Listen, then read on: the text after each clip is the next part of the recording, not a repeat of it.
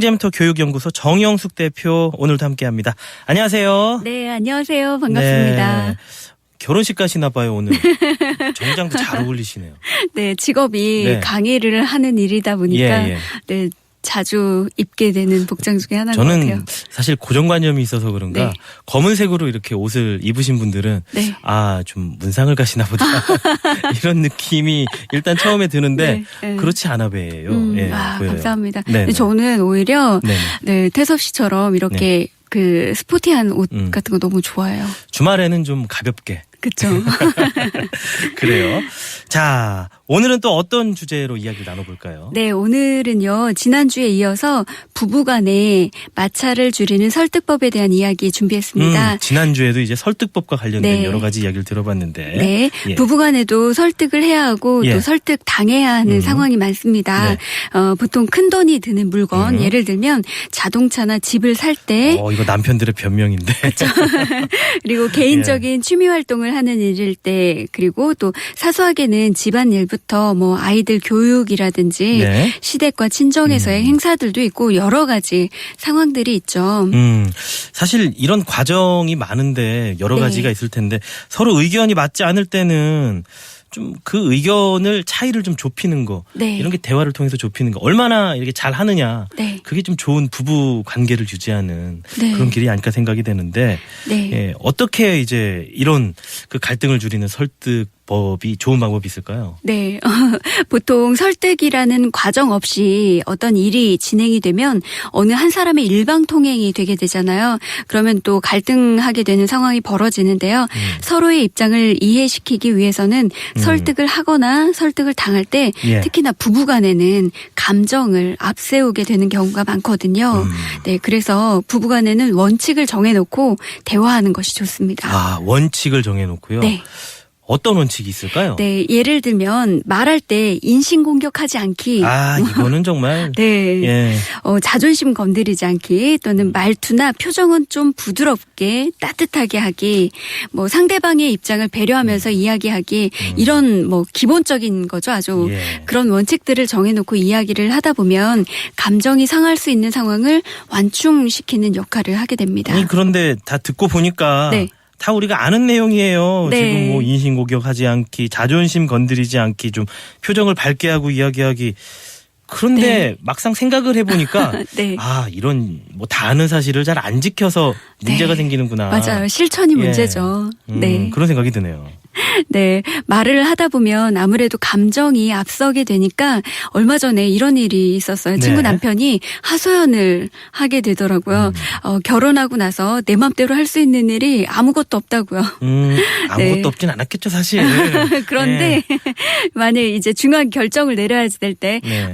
내가 타고 다닐 차를 사야지 되는데 차의 종류, 예. 가격, 뭐 심지어 색깔까지 아내의 취향대로 이렇게 선택을 하다 보니까 욱하는 마음에 참지 못하고 언성을 높이게 됐다고 얘기를 하더라고요. 그쪽 댁은 이제 네. 아내분께서 경제권을 가지고 있으니까 야. 그런 게 생기지 않았나 그런 느낌이 드는데 네. 그런데 주위 이야기 많이 들어보면요. 네. 이런 건 그냥 흔한 일 같아요. 네, 맞아요. 그래서 그 설득의 기본 조건은 이제 뭐 흔한 일이기는 하지만 그래도 예. 잘 이루어져서 내 생각대로 이렇게 같이 움직여주면 좋잖아요. 같이 좋을 수 있는. 그래서 그 설득의 기본 조건은 사실적인 근거나 정보를 바탕으로 예. 나의 상황을 객관적으로 표현해 주는 것이 좋습니다. 네. 로마 시대 웅변가이자 정치가인 키케로의 말을 인용하면요. 당신이 나를 설득하고자 한다면 반드시 나의 생각을 생각하고 나의 느낌을 느끼고 나의 말을 말해야 한다고 합니다. 네. 사자성어 생각나네요. 역지사지. 예. 예. 그러니까 철저하게 상대방의 입장에서 먼저 생각을 해봐라. 네. 그런 의미 아니겠어요? 네, 맞습니다. 예. 설득이 필요한 상황에서 상대방이 날 이해해 주길 바란다면 이 말을 응용해 보는 겁니다. 예. 그 물건에 대해서 상대방은 어떤 생각을 하고 또 어떻게 느낄까 또 내가 그걸 사겠다고 하면 상대방은 어떻게 응대를 할까 생각해 보고 또 말을 하는 거죠. 예. 네, 그래서 예를 들면 뭐 여보 차를 사야지 되는데 당신이 좋아하는 여행을 자주 가기 위해서는 실내가 좀 넓고 시골 다니기 좋은 차가 좋겠지?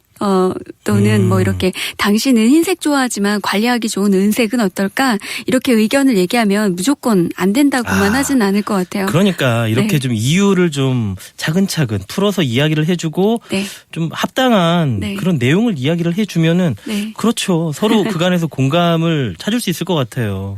근데 이제 객관적으로 저도 한번 생각을 해봤어요. 그랬더니 이 대화하는 게 참 예. 어렵다 이런 생각이 드는 거예요. 상대방 입장에 서기만 하면 괜찮기는 한데 뭐 그거 어떻게 따져가지고 얘기해라는 생각이 드실 텐데 그래서 제가 한번 정리를 해봤는데요. 예.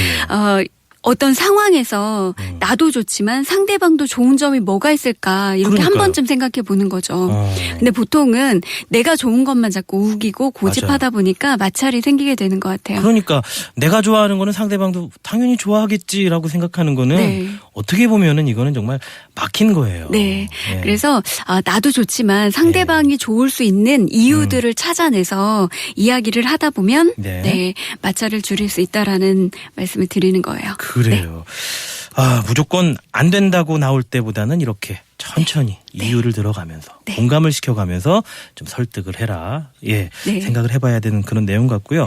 네. 그리고 또 네, 설득이 거절을 당했을 때도 있죠. 그러니까 네. 거절당하면 이거 참 내 기분도 상해져서 저 같은 경우는요 거절을 네. 당하면 그냥 뭐 말지 뭐 좀 이런 자포자기하면 감성적이거든요. 되는데 네. 사실 이불 뒤집어 쓰고 울거나 내지는 또 그러니까요. 맞짱 떠서 또 싸우게 되거나 이런 갈등 상황이 또 많이 만들어지죠. 그래서 그럴 때는 사실 감정을 앞세우지 말고 단번에 이거는 지금 당장 해결해야 돼 이러는 욕심을 버리는 게 좋은 것 같아요. 네. 그래서 확정적으로 이야기에 끝맺음이 안 될 때는 예. 적절하게 상황을 유보시키는 게 관계 악화를 막을 수도 있고요. 예를 들면 이렇게 얘기하는 거죠. 그러니까 타협점이 안 생긴다, 내지는 설득이 안 된다 했을 때 좀 더 생각해보고 다음에 다시 얘기하자. 예. 또는 뭐 시간을 정해서 가족회의 방식으로 결정하는 건 어떨까? 네. 이런 식으로 말하는 거죠. 지난주에 네. 그 아이와 아이를 설득할 네네네. 때 맞습니다. 그 예와 비슷한 것 같아요. 게임기를 네. 사달라고 했는데 네. 지금 당장은 아니니까 네. 조금 더 네가 반, 엄마가 반 뭐 이런 네. 식으로 좀 생각해보고. 예, 나중에 사자 이런 거 비슷한 것 같아요. 네, 맞습니다. 지는 게 이기는 것이다라는 옛말이 있습니다. 사람은 누구나 자기에게 이익이 되는 것을 추구하는데요. 네. 가족 간에는 지는 게 이기는 게 아닐까 생각을 합니다. 그리고 가족 간에 뭐 이기고 네. 지고가 어디 있습니까? 맞습니다. 네. 이기려고 하면은 참 그게 비겁한 것 같아요. 가족 간에. 그리고 또 상처가 되기도 네. 하고요. 그래서 그것이 또 지는 게 또 가족을 배려하는 마음이 아닐까 그런 생각을 해봅니다. 그래요. 자, 오늘은 부부간의 마찰을 줄이는 설득법에 대한 여러 가지 이야기 나눠봤습니다. 오늘도 뭐 재밌는 예를 통해서 이렇게 들어보니까 귀에 네. 쏙쏙 들어오는 것 같았습니다. 네. 예, 다음 주에도 좋은 내용 기대하겠습니다. 네, 감사합니다. 감사합니다. 네, 정영숙 대표 함께했습니다.